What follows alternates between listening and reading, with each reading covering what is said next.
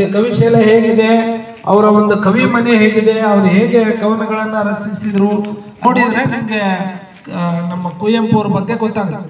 ಅವ್ರ ಮನೇನ ಒಂದ್ಸಾರಿ ನೋಡ್ರಿ. ಮುಂದಿನ ದಿನಗಳಲ್ಲಿ ನೀವೇನಾದ್ರೂ ಶಿವಮೊಗ್ಗ ಕಡೆ ಪ್ರಯಾಣ ಮಾಡಿದ್ರೆ, ಪ್ರವಾಸ ಕೈಗೊಂಡ್ರೆ ಅಲ್ಲಿ ಹೋಗಿ ನೋಡ್ರಿ, ಕವಿಶೈಲಕ್ಕೆ ಭೇಟಿ ಕೊಡ್ರಿ. ಇಂಥ ಅದ್ಭುತ, ಅಲ್ಲಿಗೆ ಹೋದ್ರೆ ನಿಮ್ಗೆ ಒಂದ್ ರೀತಿ ಏನಂದ್ರೆ ಧನ್ಯತಾ ಭಾವ, ಒಬ್ಬ ಕನ್ನಡಿಗನಾಗಿ ಹುಟ್ಟಿದ್ದಕ್ಕೂ ಸಾರ್ಥಕ ಅನ್ನುವಂತ ಒಂದು ಭಾವ ಬರುತ್ತೆ. ಅಂತ ಒಂದು ಕವಿಶೈಲಕ್ಕೆ ಸ್ವತಃ ನಾವು ಕೂಡ ನಮ್ಮ ವಿದ್ಯಾರ್ಥಿಗಳನ್ನ ಕರ್ಕೊಂಡು ಹೋಗಿ ಅಲ್ಲಿ ನುಡಿ ನಮನ ಮಾಡಿದ್ವಿ. ಈ ಹಸುರು ಪದ್ಯವನ್ನು ಅಲ್ಲೇ ಆಡಿಸಿ ನಾವು ಆ ಕವಿಗಳಿಗೆ ಒಂದು ನಮನವನ್ನ ಅರ್ಪಿಸಿದ್ವಿ. ಇವತ್ತು ಕೂಡ ಅಂತ ಸೌಭಾಗ್ಯ ನಿಮಗೂ ಸಿಕ್ಕಿದೆ.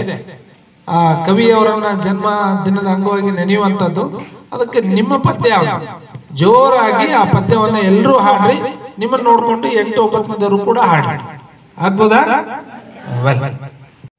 ಹೌದಾ? ಅದ್ಭುತವಾದ ಶ್ರೀ ರಾಮಾಯಣ ದರ್ಶನ ಬರೆಯೋದಕ್ಕಿಂತ ಮುಂಚೆ ಆಯ್ತು ಕನ್ನಡ ಸಾಹಿತ್ಯ ಇನ್ನೇನು ಮರೆತು ಹೋಯ್ತು ಅಂದ್ರು. ಆ ಕಾಲದೊಳಗನೆ ಹೊಸ ಸಾಹಿತ್ಯಕ್ಕೆ ಅಂದ್ರೆ ಹೊಸ ಕನ್ನಡ ಸಾಹಿತ್ಯಕ್ಕೆ ಅದ್ಭುತವಾದ ಕೊಡುಗೆಯನ್ನು ನೀಡಿದರು ಸುದೀನ.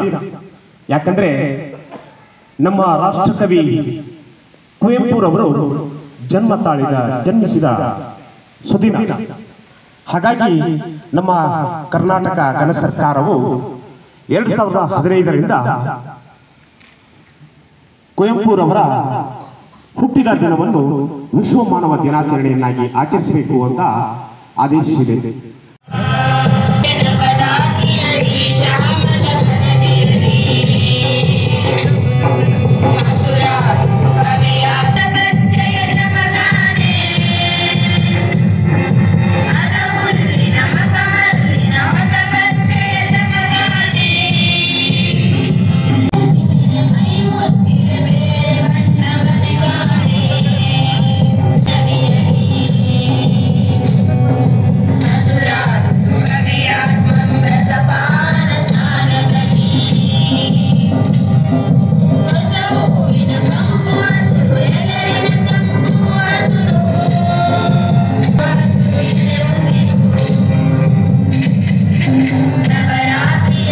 ಗಾಡ್ರಿ